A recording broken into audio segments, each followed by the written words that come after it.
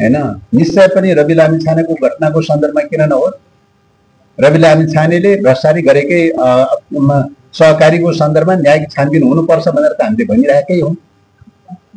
तर सरकारमा छँदाखेरिको बेलामा चाहिँ गृहमन्त्री बनाउनु, यो त पुरानो केस हो, गृहमन्त्री बनाउनु पर्छ भनेर पुरा ज्यान प्राण फाल्ने चाहिँ हैन। जब प्रतिपक्षमा रह्यो हैन, त्यो टाइममा चाहिँ पुरै चाहिँ तपाईको चाहिँ न्यायिक प्रक्रियाबाट छानबिनको सहज प्रक्रिया भन्दा पनि चाहिँ अनावश्यक ढंगले बल प्रयोग गर्ने खालका प्रवृत्तिहरू देखिने, यसले गर्दाखेरि प्रतिशोध लिने खालका भावहरू त्यहाँ देखिने। माधव नेपालजीको घटनाको सन्दर्भमा पनि 2068 सालतिरको घटना हो जस्तो लाग्छ। सायद त्यो बेलामा पार्टी एउटै थियो, एउटै रूपमा गइरहेको अवस्था थियो। एमाले चाहिँ उहाँ नेता हुनुहुन्थ्यो चाहिँ हैन, कुरा त पुरानै कुरा हो हैन। त्यो बेलामा पनि 2069 सालमा पनि एउटा के उठ्याएर छ, त्यो विषयमा के हो भनेर क्वेसन उठ्याएर छ। अब यतिखेर राज्यको तर्फबाट कसरी उठिरहेको छ त भन्दाखेरि जो प्रतिपक्षमा छ, जो विपक्षमा छ, तिनीहरूको चाहिँ केस चाहिँ उठाउँदै लैजाने छ। जो सत्ता पक्षमा छ, सरकारमा छ, ती केसहरूलाई थोपछाप गर्दै लैजाने।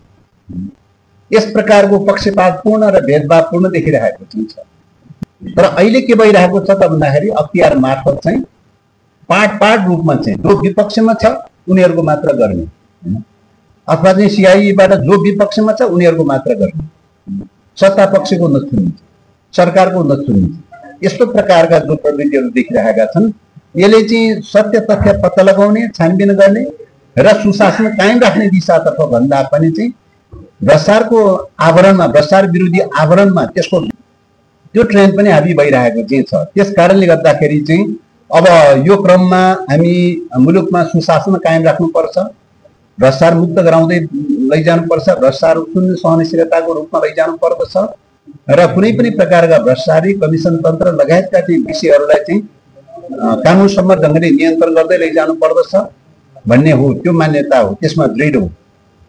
र त्यसमा विगत कालमा जसका जहाँ फसेको छ भने पनि, जहाँ जे घटना घटेको छ भने पनि ती सबैको हकमा छानबिन हुन्छ, हुनु पर्दछ, सत्य तथ्य छानबिन गर्नुपर्छ र दोषी देखिएको अवस्थामा कानुन सम्मत ढंगले कानुनी दायराभित्र कारबाहीको भागीदार पनि हुनुपर्छ भन्ने मान्यता हो।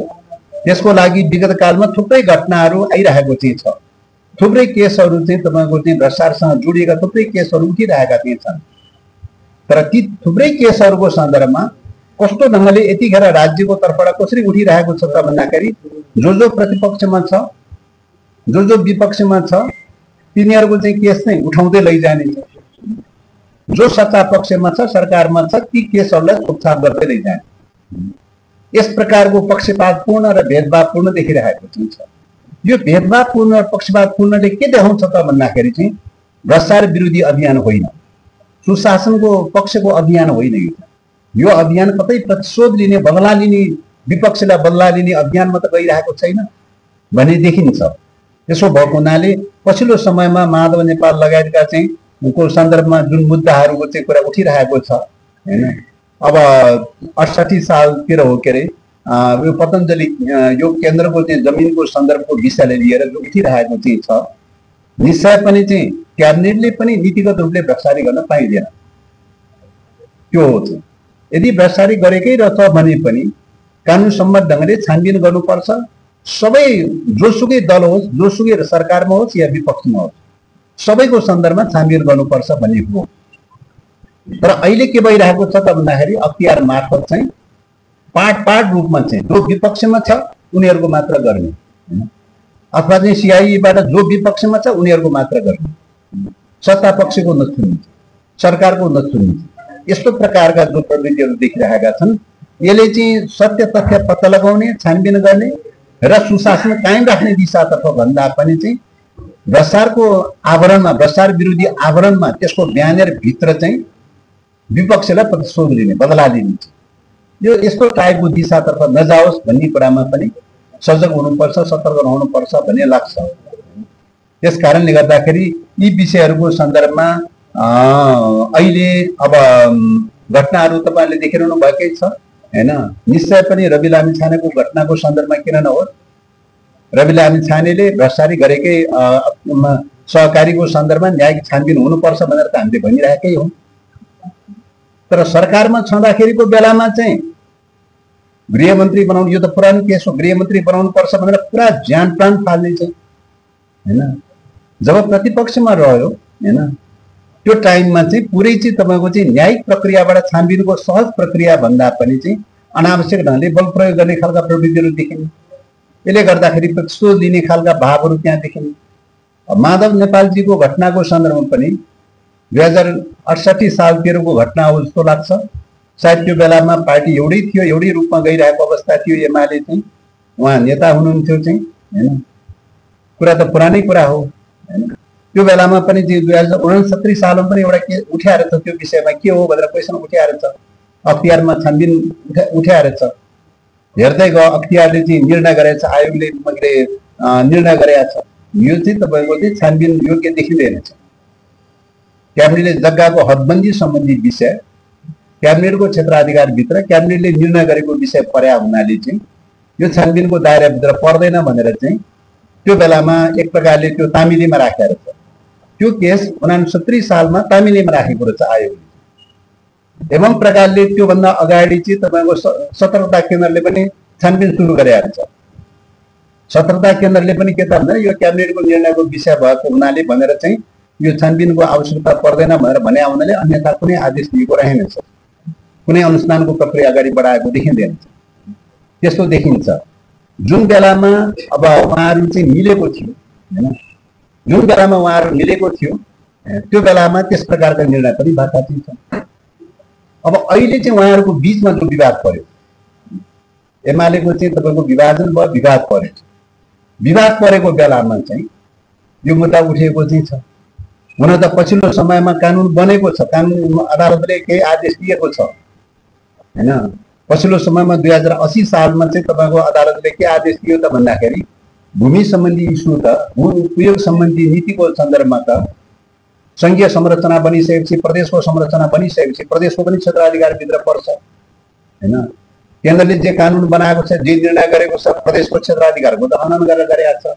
त्यो त मेल खाएको देखिँदैन चाहिँ, एउटा त्यो देखिन्छ। दोस्रो कुरा चाहिँ जमिनको सन्दर्भमा क्याबिनेटले गरेकै डिसिजनहरूको सन्दर्भमा पनि चाहिँ मतलब निजी रूपमा कुनै कम्पनीलाई, व्यक्तिलाई फाइदा हुने प्रकारका चाहिँ, लाभ हानि हुने प्रकारका चाहिँ त्यस खालका चाहिँ निर्णयहरू बारेमा चाहिँ छानबिनको दायराभित्र पर्न सक्ने प्रकारको चाहिँ आदेश चाहिँ गिरिबन्धु टी को बारेमा चाहिँ संवैधानिक इजलासले गरेको देखिन्छ। 2080 मा गिरिबन्धु टी को बारेमा संवैधानिक इजलासले जो निर्णय गर्यो, अहिले चाहिँ माधवजीको मुद्दाको त्यो के अरे पतञ्जलि योग केन्द्रको सन्दर्भमा त्यही कानुन, त्यही पछिल्लो चाहिँ सर्वोच्च अदालतले गरेको फैसलाको नजिरमा टेकेर चाहिँ यो कानुन चाहिँ क्रियाशील गराउन खोजेको, यो मुद्दा क्रियाशील गराउन खोजेको देखिन्छ।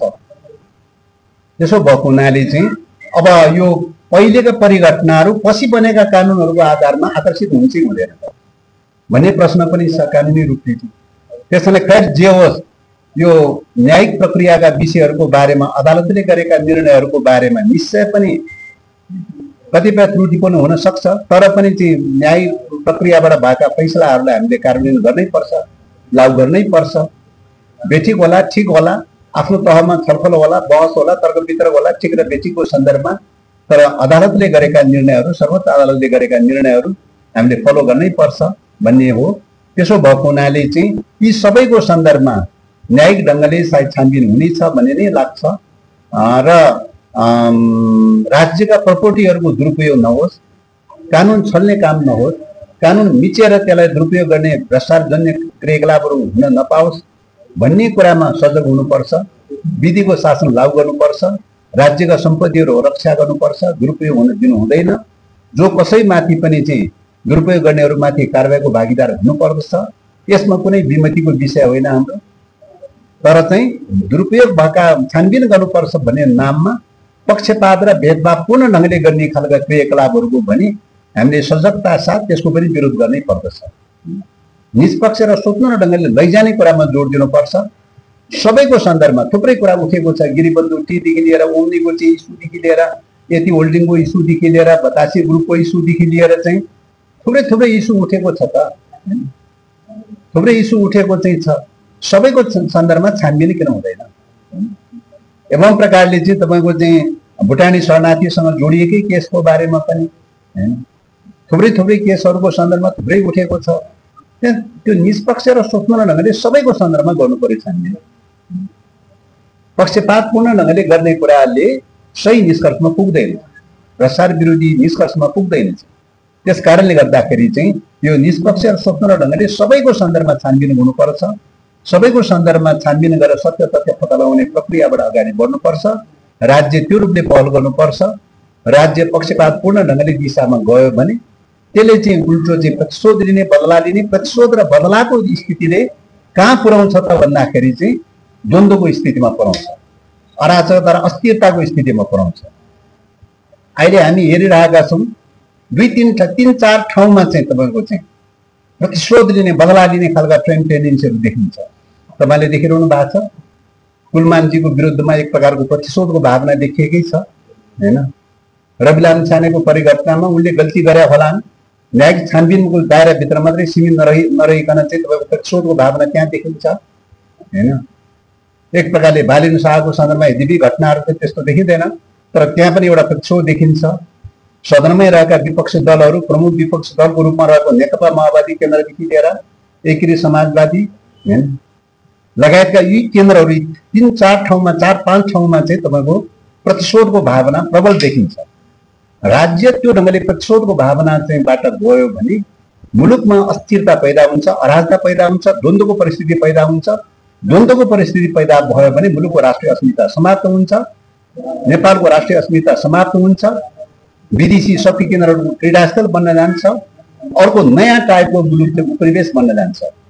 त्यस कारणले गर्दाखेरि यो प्रतिशोधको भावनाले चाहिँ बदला लिने भावनाले कहाँ पुर्याउन बल पुर्याइरहेको हुन्छ त भन्दाखेरि नेपाललाई नयाँ प्रकारको चाहिँ शक्ति केन्द्रहरूको उपनिवेश बनाउने दिशातर्फ लैरहेको हुन्छ। यो भनेको के हो त भने प्रतिशोध र निरङ्कुश खालको भावनाले प्रकारान्तरले राष्ट्रिय आत्मसम्मानवादमा पुर्याउँछ, राष्ट्रिय आत्मसम्मानवादमा पुर्याउँछ र मुलुकलाई नयाँ ढङ्गले उपनिवेश बनाउने दिशामा लैजान्छ। त्यसैले यो प्रश्नमा सबै देशभक्तहरू, सबै राष्ट्रवादीहरू, सबै डेमोक्रेटिक फोर्सेसहरू, सबै वाम शक्तिहरू सजग र सतर्क रहनु पर्दछ। यस कारणले गर्दा यही रूपले अगाडि बढ्नुपर्छ भन्ने कुरा तपाईँ मिडिया कर्मीहरू मार्फत आग्रह गर्दै मैले राख्नुपर्ने कुराहरू यिनै थियौँ। धन्यवाद।